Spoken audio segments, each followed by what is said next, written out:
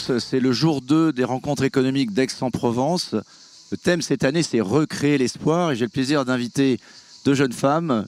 Cécile Cabanis, directrice générale adjointe de Tikeo. Bonjour Cécile. Bonjour.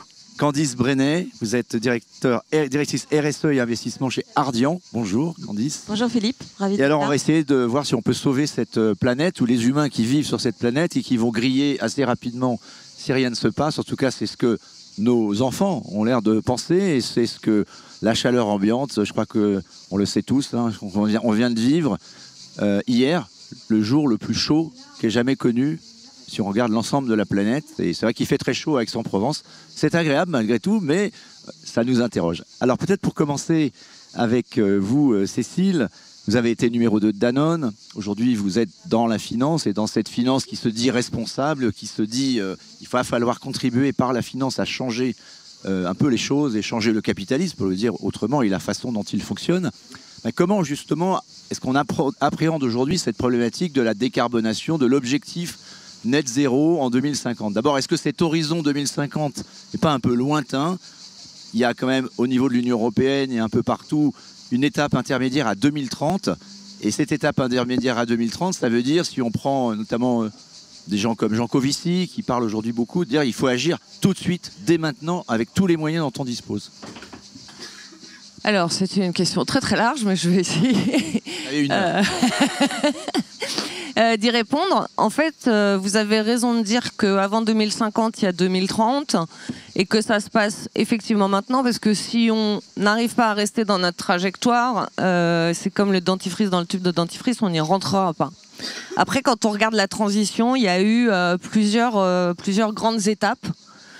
La première, c'était quand les objectifs de développement durable sont sortis, qu'il y a eu les premières COP et tout le monde a pris des engagements. C'était même un peu la compétition de l'engagement le plus fort. À 2030, ça paraissait très loin, donc il n'y avait pas énormément d'inquiétude. Après, on a commencé à y travailler, notamment on a créé dans toutes les entreprises des directions RSE, et puis on a placé des femmes, on gérait 2 problèmes en un, donc comme ça, c'était fait. Et après est arrivée la réglementation et le démarrage du greenwashing, et là, tout le monde est rentré dans le dur, en fait. C'est-à-dire qu'on pouvait plus faire semblant, on pouvait plus dire et pas faire.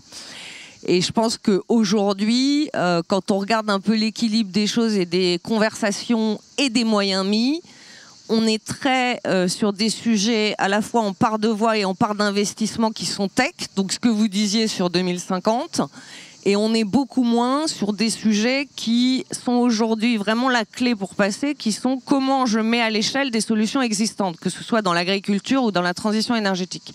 Et donc nous, on essaye de se concentrer vraiment sur ça, parce qu'on sait qu'il faut 6 000 milliards d'ici 2050 et la même chose à peu près sur l'agriculture. Et en fait, pour 2030, 80% des solutions existent. Donc c'est vraiment une histoire de prendre des entreprises qui ont un modèle prouvé et les aider à se déployer en leur donnant du capital pour des usines additionnelles, pour aller dans les pays. Et donc nous, on est vraiment concentrés sur cette partie-là. Et c'est vrai qu'aujourd'hui, on parle beaucoup de tech en pensant que ça va nous sauver. Et il faut d'abord faire le boulot un peu moins sexy, mais qui est celui qui va nous faire passer l'étape, quoi. Alors, vous avez lancé plusieurs fonds dans ce domaine du climat. Vous peut-être rappelez d'ailleurs la taille de ces fonds. Et ces fonds, finalement, ce que vous venez de dire, ça veut dire quelle politique d'investissement, quelles orientations, ça vous conduit à faire quel choix entre justement le moyen terme et le moyen long terme? Effectivement, on a lancé le premier fonds de transition énergétique, donc c'était en 2018. Donc aujourd'hui, il fait 1 milliard et en fait, il y a 1,4 milliard de déployés avec l'éco-investissement. Et quand on regarde les entreprises, il y a une entreprise qui s'appelle Green Yellow, dont on est sorti ou quasi sorti maintenant, qui est chez nos amis d'Ardian. Et qui faisait des panneaux solaires sur les toits d'hypermarchés. Puis ils ont développé plein de solutions, dont les portes de frigo dans les hypermarchés. Donc il y a beaucoup moins de gaspillage énergétique.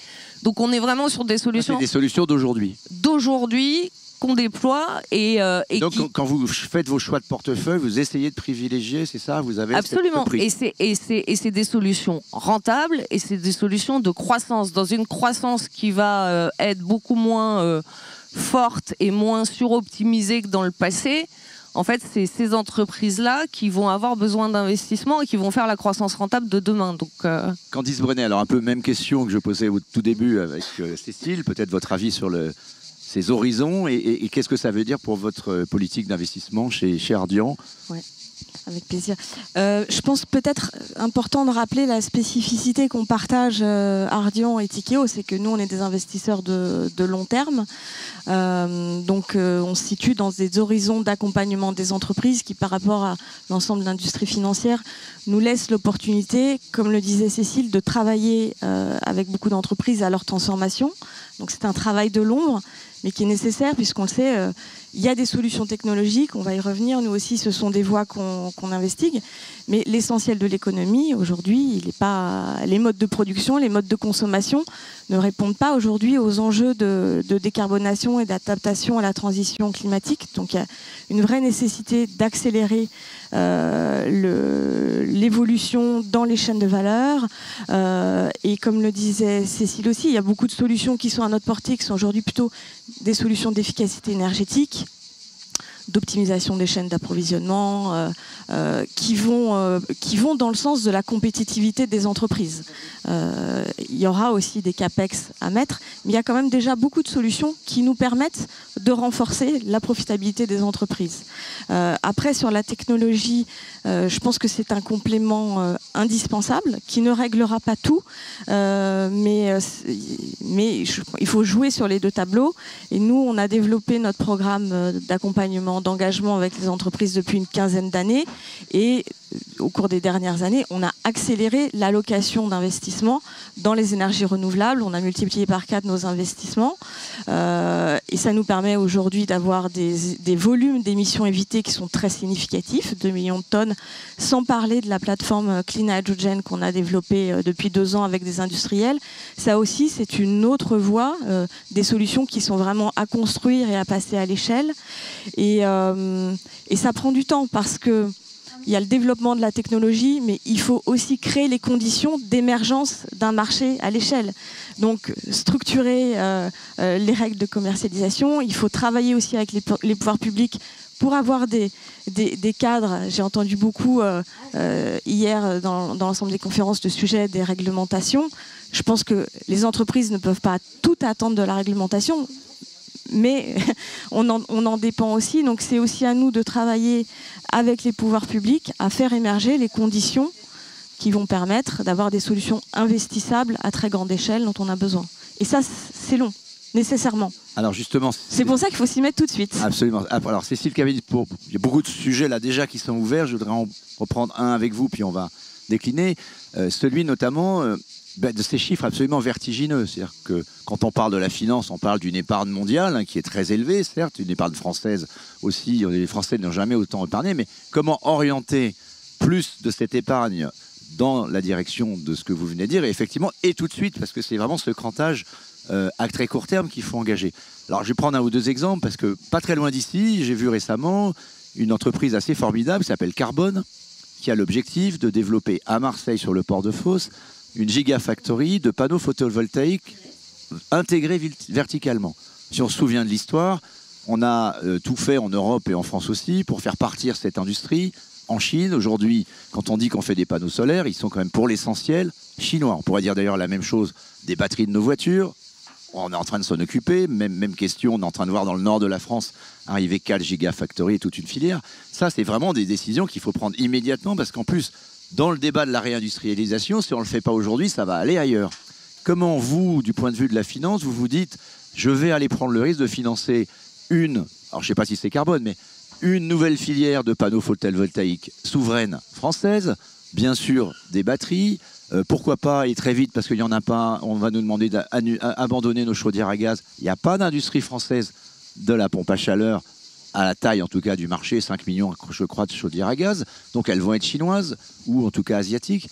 Est-ce qu'il n'y a pas là une sorte de dissonance cognitive entre nos réglementations justement qui sont en train de nous demander de changer et la réalité de notre industrie et de notre discours sur l'industrie? En fait, si vous regardez, il y a déjà des entreprises qui ont des solutions et qui fonctionnent et qu'il faut aider à déployer. Typiquement, vous parliez de batteries. Dans le fonds de transition énergétique, il y a une société italienne, Eurogroup, qui était une petite société qui fait des rotors-stators et qui équipe maintenant 1 million de véhicules, et Tesla se source chez eux. Donc, en fait, le vrai sujet pour moi, c'est nous, en tant que gestionnaires d'actifs, on collecte de l'épargne mondiale. Donc, c'est notre rôle de s'assurer que pour nos clients, déjà, on leur assure une performance, mais que du coup, on a la liberté et la responsabilité de le mettre au service de ce en quoi on croit et de la transition. Et c'est ce qu'on fait. Et donc, pour moi, il y a un moment, ça deviendra... De toute façon, il n'y a qu'une direction. C'est-à-dire qu'il y a un moment, ceux qui n'auront pas fait le boulot, malheureusement, via la réglementation, ils n'auront plus le droit d'opérer. Ceux qui l'auront fait et qui auront pris de l'avance, ils auront au contraire une amélioration de leurs opportunités et de leur valorisation d'opportunités. Donc tout ça va dans le même sens. Donc déjà, le fait de dire... en fait, ceux qui ne l'auront pas compris vont souffrir. Voilà. Ça, il faut peut-être le dire. Si Absolument. On peut élaborer un peu là-dessus. Ceux qui n'auront pas compris vont souffrir parce que, ils auront beaucoup moins de talent déjà. Ils auront des clients dont ils ne répondront pas au cahier des charges parce que tout le monde a des objectifs et a des contraintes, donc tout le monde pousse. Le vrai sujet, c'est qu'en fait, on ne travaille pas les chaînes de valeur. Donc aujourd'hui, chacun a ses contraintes, ses engagements et fait ses petits projets dans son silo. Et en fait, nous, la façon dont on a créé notre fonds, notamment d'agriculture régénératrice, c'est de se dire, il faut les donneurs d'ordre de la chaîne, il faut les coopératives, parce qu'une fois qu'on va investir dans des sociétés, il va falloir que tout le monde bouge de façon coordonnée. Et ça, on n'y arrive pas parce qu'on n'a pas l'habitude de travailler collectivement une chaîne de valeur et que finalement, chacun attend que l'autre probablement paye. Et pour moi, le plus difficile dans cette transition, c'est pas tellement de trouver l'argent, c'est pas tellement de trouver les solutions, c'est de changer notre mindset et changer notre façon dont on voit la compétitivité et le collectif. Chez vous, chez Ardian, comment est-ce que vous procédez pour... Ce que dit Cécile résonne beaucoup. Parce que pour revenir à votre question, moi, je ne vois pas vraiment de dissonance, mais je pense qu'on parle de transition climatique, mais c'est une transition qui concerne aussi, comme le disait Cécile, les mentalités, la connaissance. En fait, Pardon, je retire le mot dissonance, peut-être qu'il était mal approprié. Je veux dire par là, on sait qu'il y a un marché français de la pompe à chaleur qui va s'ouvrir puisqu'on va abandonner les chaudières à gaz. Peut-être pas de façon obligatoire tout de suite, mais à un moment donné, on va le faire. On n'a pas de filière française de pompe à chaleur. Est-ce qu'on ne devrait pas se dire il faut mettre de l'épargne alors qu'il y a des gens, des projets qui sont déjà sur la table? Et est-ce que c'est votre rôle que de... Certainement. Après, je pense qu'il y a des interventions à différents niveaux et c'est là aussi que les politiques industrielles, les politiques publiques sont nécessaires en complément de l'intervention des acteurs privés. Ce qui est clair... Il faut que ce soit public-privé, peut-être avec France 30. De plus en plus, c'est clair. Ça, je pense que cette conscience-là, elle a émergé. Le capital investissement, c'était des métiers de la microéconomie. Aujourd'hui, on a une empreinte sur l'ensemble de l'économie de la société, je pense, qui a beaucoup cru. Et il y a une prise de conscience, je le vois parmi mes pairs, qui est vraiment là. Il y a aussi une prise de conscience dans les entreprises qu'on accompagne, des TPE, des PME, des ETI, que c'est se transformer ou mourir. Il y a 15 ans, quand j'allais voir un dirigeant et que je lui disais on va regarder les sujets de l'environnement, du social, de la gouvernance, j'avais des patrons qui me regardaient avec des yeux comme ça et au mieux, ils rigolaient. Aujourd'hui, beaucoup et de plus en plus ont compris qu'il y a des risques d'obsolescence de leur modèle, il y a des enjeux effectivement d'attraction, d'engagement des talents qui sont extrêmement importants. Beaucoup d'entreprises, on l'entend tout le temps, ont du mal à recruter. Nous, on le voit dans nos portefeuilles. Et donc, c'est un enjeu de soutenir la croissance. Et puis, il y a la question de l'optimisation de l'utilisation des ressources, des chaînes d'approvisionnement, de l'accès aux ressources naturelles. Donc ces enjeux-là, je pense que tout le monde en a conscience. Encore une fois, ça prend du temps et ça demande une mobilisation d'acteurs qui n'étaient pas habitués à travailler ensemble.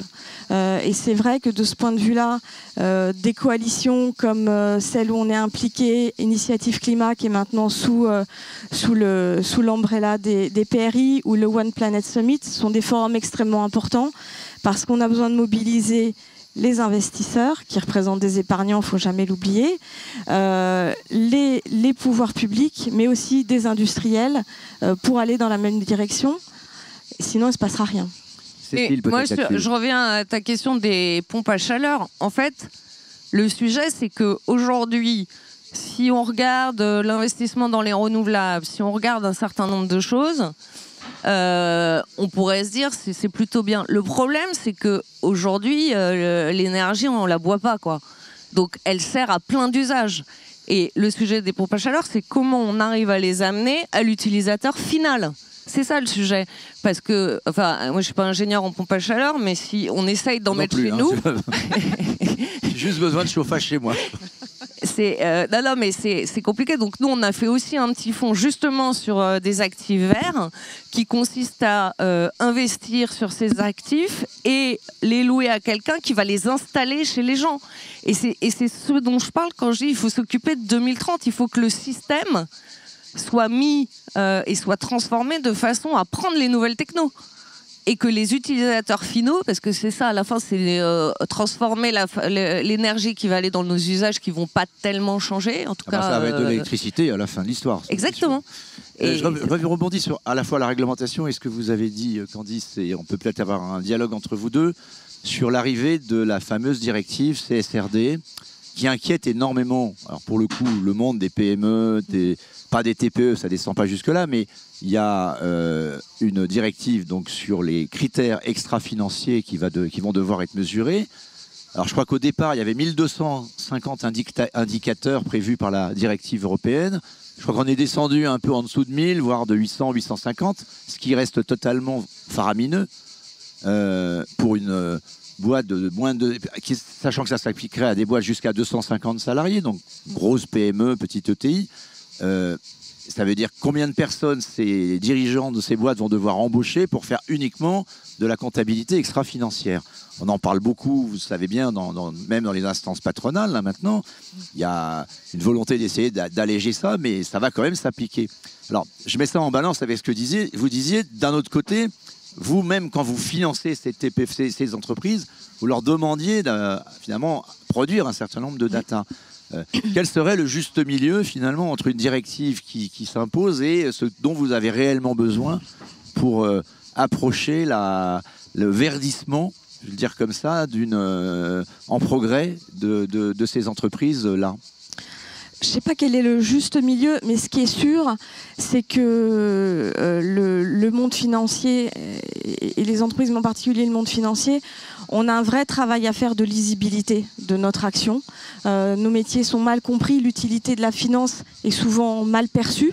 Et moi, je le vois dans mon métier, c'est aussi ce qui me motive. Je pense qu'on a une vraie contribution à l'économie et à la société. Et donc, on doit être plus clair sur nos messages. La réglementation, c'est aussi ce qu'elle cherche à amener, cette clarté. Mais c'est pas toujours évident pour ceux qui vont devoir le faire. Non, c'est sûr. Là, on est à nouveau dans une transition parce qu'il faut comprendre cette nouvelle grammaire et l'Europe est très très ambitieuse pour les petites entreprises. Je pense que ça va être très compliqué et les consultants ont un boulevard devant eux pour 10 ans. À moins qu'il y ait des choses qui se passent, Cécile, est-ce qu'il va falloir corriger quand même le tir et simplifier les choses pour les PME et avoir surtout qu'arrive en même temps. Il y a donc ce débat sur les FRAC, on ne va pas être trop technique, mais donc on en a souvent parlé tous les deux. Il y a ce débat sur la vision européenne, il y a une vision anglo-saxonne aussi avec les IFRS qui arrivent, qui a l'air beaucoup plus pragmatique, beaucoup plus simple. C'est eux qui vont gagner du coup? Moi je pense que la réglementation, elle a été nécessaire à un moment où c'est vrai que les choses n'étaient pas très claires entre ceux qui étaient cyniques, ceux qui faisaient vraiment le travail et les autres. Après, je pense que l'exécution n'a pas été du tout optimisée, notamment parce que je pense que pour comprendre et trouver les indicateurs qui font du sens, il faut comprendre l'entreprise comprendre comment fonctionne une usine, une entreprise, des flux logistiques, etc. Et c'est vrai qu'aujourd'hui, en fait, au lieu de s'être dit, on va regarder ce qui est matériel, on va faire une approche par le risque ou par l'opportunité, mais de ce qui est matériel au business model de l'entreprise. Et donc, en fonction des secteurs, c'est pas la même chose. En fonction de la taille, c'est pas la même chose. On a fait un espèce de truc en se disant, on va tout mettre, comme ça, on aura tout. Et c'est vrai que les petites entreprises, alors nous, pour le coup, on essaye vraiment de les aider à s'en sortir et justement de déployer un roadmap avec eux en disant c'est ça qu'on va regarder, on va vous aider, on va vous donner le bon consultant.